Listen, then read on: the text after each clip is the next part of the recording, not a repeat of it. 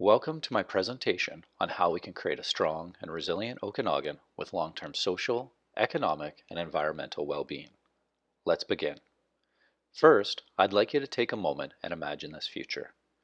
As communities of the Okanagan, we've come together to solve homelessness and have created ingenious ways to generate inclusive wealth that provides for all our residents. Business is thriving, and we've moved beyond conversations of mental health into creating environments where each individual's potential is realized into something more. Additionally, our communities and bioregion flourish together. We can achieve this future through self-management, wholeness practices, and circle leadership. This is the role of ecosystem development. My name is Shane Lapp, and by way of background, I'm a mechanical engineer, and for a decade, I was on the forefront of green buildings and sustainable energy. On the business front, I was the first employee in a $100 million company, co-founded a tech venture, and have been integral in raising over $5 million in grants. By conventional business standards, I've been trained to succeed. But no matter how much material success I achieved, I'd wake up feeling like I was missing something. Over the years, I've had conversations with others who have shared similar feelings, and also sensed a call to something larger. Maybe you have too. In light of my internal desire, I began to study the world. I soon realized that we have the means and technology to live sustainably. We're just missing the psychology. As a result, I returned to grad school to pursue my PhD in community depth psychology, where I've been learning transformative social innovation. Community psychology seeks to dissolve limiting cultural boxes and create systems and environments where people, organizations, and communities blossom. Let me share how together we will transform the Okanagan. Let's take a step back.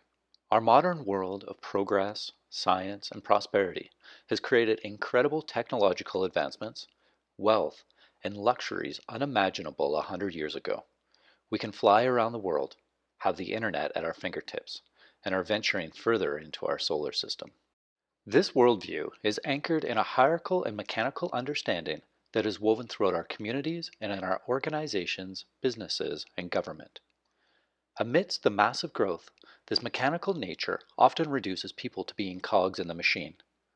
The result has left many people on the margins, both socially and economically, and it contributes to ongoing mental health issues. We are seeing increasing homelessness, gaps in wealth, political conflicts, and environmental degradation, both globally and here in our backyard. Cracks from this siloed, individualistic, and consumer-driven culture are growing rapidly, and from these cracks, a new worldview is emerging. This invites a fresh perspective. And as Einstein said, no problem can be solved with the same consciousness that created it. It turns out that hierarchical modes of organizing works well in low complexity. However, new ways of organizing are required for our increasingly complex communities. Within my research, I began to study communities and large-scale organizations that operated like living systems. Their organizational charts were no longer fixed hierarchies, and were definitely not flat. They were three-dimensional and took on a life of their own. From a whole systems perspective, organizations and communities have all the resources, expertise, and initiative.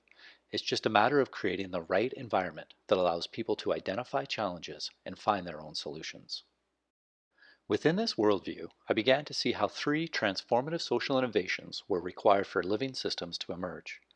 The first is self-management and self-organization, which move beyond traditional hierarchical org charts and bosses. The second is wholeness practices, which invite individuals to show up authentically and results in strong relationships. And finally, circle leadership creates the environment for these organizations to flourish. Examples span manufacturing, healthcare, education, retail, and tech. One of my favorite examples is Favi, an automobile parts manufacturer with over 500 employees. Since implementing these practices over 20 years ago, they've been profitable every quarter, and on average, employees get 18 months' salary in a given year, all while other comparable organizations were closing down to Chinese competition. Living organizations require new systems, structures, and processes. Rather than top-down management, small teams of typically no more than 12 take on managing themselves. This includes planning, budgeting, HR functions, performance reviews, and sometimes even determining their own salaries. These teams use innovative approaches to decision making, circle practices, and conflict resolution. Scaling into the thousands requires strong relationships, open communication, and trust that others will honor their commitments. These small teams cross-coordinate throughout the larger organization to respond to challenges and new opportunities. Together, they create organizational budgets, targets, and plans. The result is a strong sense of ownership with wide-scale accountability and transparency.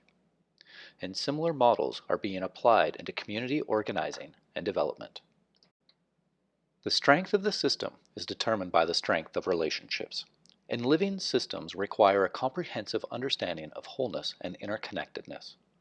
This is the realm of depth psychology, where we each have a conscious ego self and an unconscious deeper self that includes repressed fears and anxieties, and also dreams, hopes, and untapped potential. Wholeness requires an integrated balance of rational, emotional, intuitive, and somatic awareness. Somatic being like the gut response. Circles are one of the main forms of developing wholeness.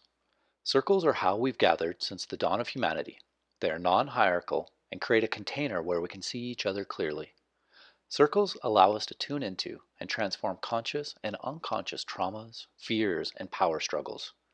They provide a space for the equality of voice, transformative dialogue, witnessing, and rehumanizing each other. It is through conversations around questions that matter that powerful capacities for empathy, collaborative learning, and committed action are engaged. The circle also provides access into collective intelligence. Rather than top-down management, the role of the CEO and board now transitions into fostering the space for both self-management and circle leadership. This creates more space for traditional leadership to guide the fulfillment of the organization's purpose. Living systems align with the First Nations. Jeannette Armstrong, an Okanagan wisdom keeper, has said that how we relate to each other directly determines how we relate to our environment, and that the innovations that we've created comes down to what we value. She calls for a systems perspective and an understanding where real democracy is not about power and numbers, it is about collaboration as an organizational system. As we develop interconnected organizations and communities that tap into collective intelligence and creativity, I believe that we will naturally make changes and choices that align with a generational view of sustainability. Adopting the living systems worldview will also facilitate meaningful reconciliation with the First Nations. By this point, you might be thinking, great, now how do we get there, Shane? Well, this is where I come in to facilitate ecosystem development, a diverse position that works with both organizations and communities to bring living systems to life. The following transformative process is a general approach that is tailored for each context. It starts with an assessment to understand the relationships and systems. This includes interviews and circles. Then we gather the whole system to create social agreements, identify opportunities and resources, and create preliminary plans. Next, action teams are formed with circle leadership and governance, including success metrics. And finally, the initiatives evolve to meet the dynamic needs of the organization or community.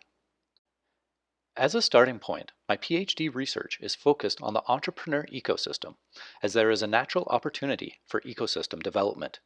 In 2017, the community-funded Techstars, a recognized leader in building entrepreneurial communities, to conduct an assessment, and they ranked the Okanagan a 3 out of 7. In comparison, Boulder, Colorado, a world-class entrepreneur community, was a 5.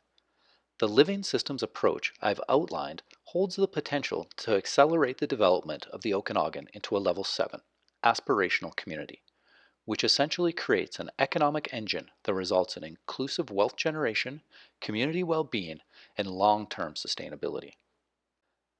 The lessons learned will be scaled throughout the rest of the community, and will position the Okanagan as a global leader in innovation, business, and circle leadership. This invites ongoing celebrations to honor our rich cultural diversity and collective achievements. Realizing this future requires both visionary community funding and shared ownership of its success. This is your opportunity to make meaningful change, and I look forward to seeing what we create together.